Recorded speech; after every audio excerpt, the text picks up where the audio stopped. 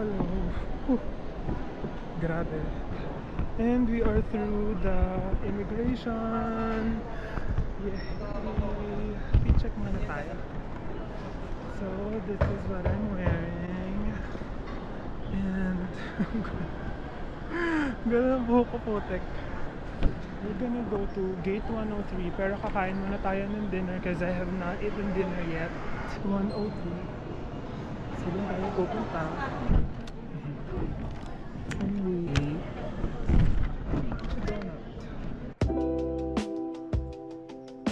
very nice.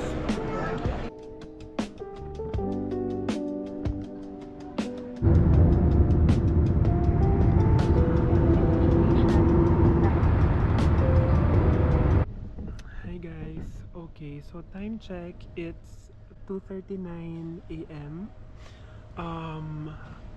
Just landed here in Hanoi, Vietnam, in Noi Bai International Airport. As you can see, wala pang ganong tao kasi feeling ko madaling araw. Pero weird.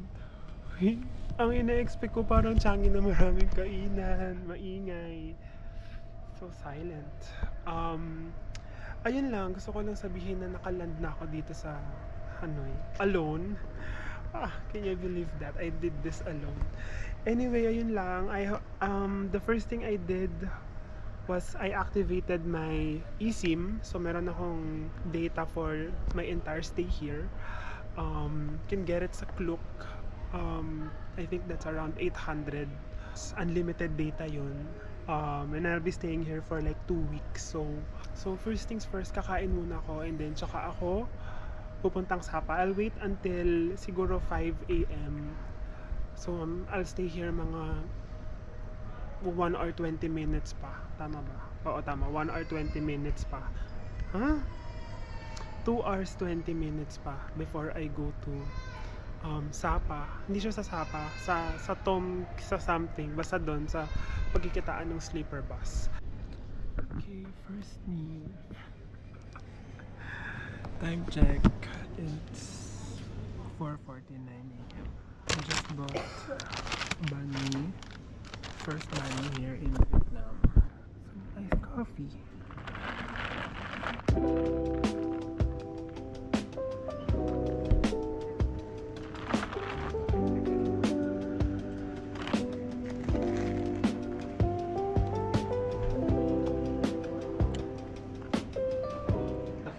Meron siyang kimchi, meron siyang cucumber, meron siyang sesame seeds. Ang sarap ng tinapay, ang crunchy. I think it's baguette. For my first breakfast, this is like an 8 out of 10. Okay, hello guys. So we've just arrived here. Nag-grab ako galing airport in this place. Street corner between Pho Tong Dan and Pho Trang Nguyen Han.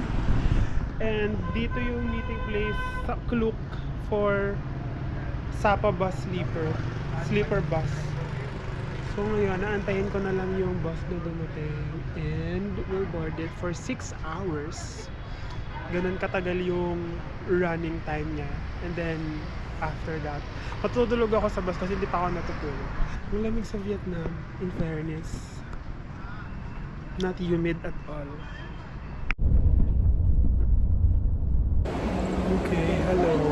We're at our first stopover in Sapa. Going to Sapa. So, mag-breakfast muna kami. Ako, mag-breakfast muna ako. Pero hindi ko alam kung ano kakain ko. I'm not sure what to buy. Pero ito siya essentially.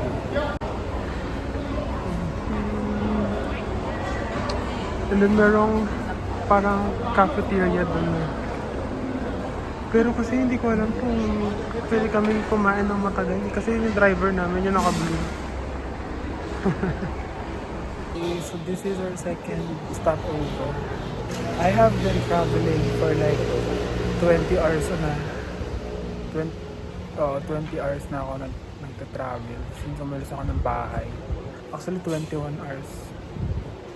Pagod na ako. Pagod na ako. Pero ang ganda ng Okay guys, we have just arrived in Sapa. Ah, alam mo yung feeling na mainit. Mainit yung araw pero ang lamig ng hangin. Hindi siya parang Baguio eh. Mas malamig here kaysa sa Baguio, I think. Time check, it's around 1:30 p.m. And papunta na ako sa hotel ko. Fucking finally. Been traveling for like 22 hours already. I'll get back to you once I go to my hotel. Okay, so time check is, hey Siri, what time is it? Time check, it's 4:02 p.m. So nagpahinga lang ako saglit in my hotel. Ako ay lalarga na para sa kakain ako sa labas kasi hindi pa ako nagla-lunch. Huling kain ko breakfast pa, and yung breakfast ko is 7 a.m. pa. But for the meantime, ayun, I'm gonna go outside, look at the view.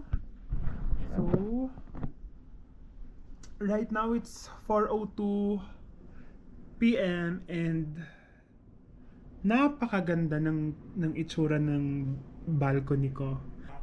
So ngayon lalabas na tayo at i-vlog natin lahat ng mga happenings, lahat ng mga mangyayari sa atin. We're gonna go to my hotel. So it's the stairs. Grabe. What's this? Wow. It looks pretty. And what's this? Started by the story of the cafe. Dong Vegan was started by 3 friends at university. I hope when someone calls you beautiful, you are not beautiful in the way a single rose petal is, but they mean you are beautiful in the way a garden is, because nothing about the way you exist should be disregarded. You're beautiful when you are who you truly is. Truly are dapat yan actually. Being without becoming. Those who flow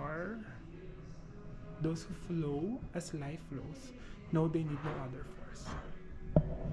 Ganda ng design. Okay, it looks pretty. I'll go here tomorrow since my hotel is really close. For the meantime, let's explore other areas. And yes, dinala ko yung maleta ko kanina dito. For the buhat talaga ako kanina ng Malalay. And we are here. Ang ganda ng Sapa dito. Anyways guys, chestnut. Gusto ko tikman mo yun. Yung isang ganda.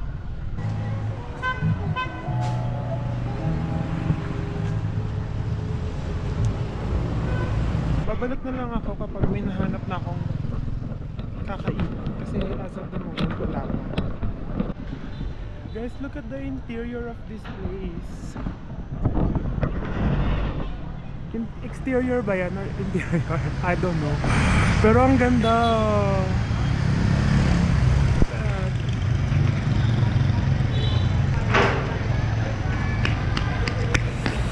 This place is really pretty. Meron pa akong nakita kanina na parang very China coded na medyo Halloweenish. Hindi na mo, ang ganda. Alam mo, video does not do it justice kung gaano siyang kaganda. So here guys, look what I found. It's like a playground. Para siyang park. Look at it. Naglalaro-laro. Skateboarding.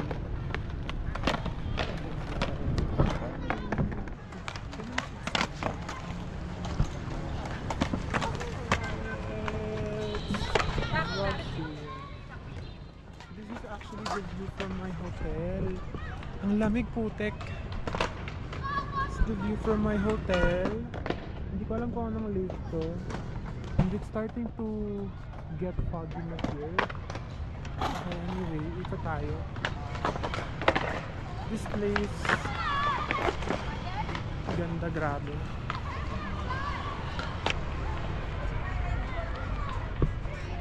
Kiora. So I'm guessing that means with ATM machine.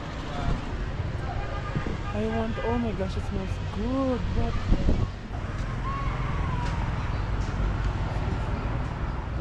Oh, okay. So this is the menu. Muntik pa ako mapaihaw si Gago. Wala akong araw na against the light. Anyway. What's that? Ayun o, isa pa. Ihaw-ihaw din. Ihaw-ihaw din yung nang din. Ang ganda. What's this? Ang ganda. Okay, so we've decided to eat here. So, ang in-order ko ay noodle soup with beef, fubo, and grilled meat skewers. Apakalamig, Diyos ko. Ganda ng kulay ng sapa. Doon na tayo yung hotel ko. Hindi ko alam kung saan ako pupunta, guys. Samahan niyo ako mag-ikot. Because I don't know where to go. Alam mo, grabe mga sasakyan dito kung magmaneho. Yung bus lang yan, bilis eh. Kung grab ko kaninang umaga, ang bilis. Oh, yun yung train station. I think that's it. Ayan nata yung famous. Hold on. Is that it? Ito nga yan, guys. This is the famous hotel. I think malapit lang dyan yung train station papuntang ano. Oh my gosh, para ko nasa ibang bansa. Wow! Wow! Akala mo wala sa ibang bansa. Ayun o, Sun World! Fancy Pan Legend! Oh my gosh. Ayun yung Sun Plaza o, Sapa Station. Holy fuck, ang ganda. Nakakaloka. Hoy, ang ganda. Ayun yung Sun World, Fancy Pan Legend. So dyan tayo pupunta bukas. Tapos ito yung Sun Plaza. So dyan, yung train station. Kasi sa Sapa Station tayo sasakay. Papuntang basta sa pataas, pa ganun. Tapos ano, after nung train station, merong cable car. Tapos after ng cable car, ayun na, papunta na sa peak ng Fancy Pan Legend. Anyway, ayun lang. Gusto ko sana mabakan yung vlog ko. Kaso ang ganda, grabe, nakakaloka. Lapit tayo doon. So yun yung Sun World. And then ito ay Plaza Live. And then the rest is history. Baba tayo. Explore na natin ito. Hanggat maaga. Ay, ang taray.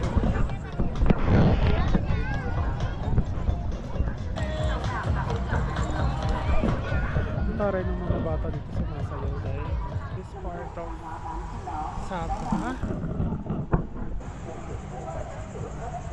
And it's a whole ass street. Nagagawa pala ako ng train. Teka lang akla.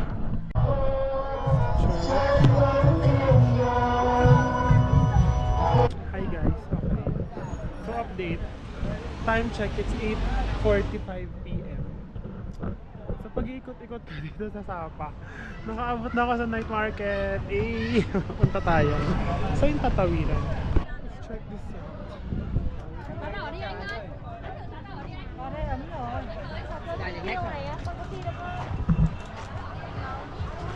Dami tao.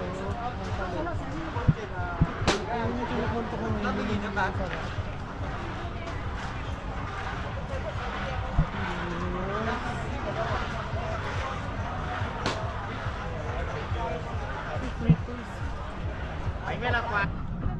Ang gusto ko kape eh. This one, ano kaya yun? Parang di. Kasi bet nakalagay eh. Dried fruit.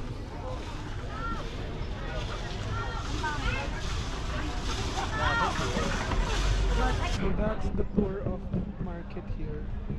Night market. Pare-para silang tinda. Wala akong makitang pwede kong makain. Something that I would eat. Gusto ko i-try yun. Yung barbecue ka.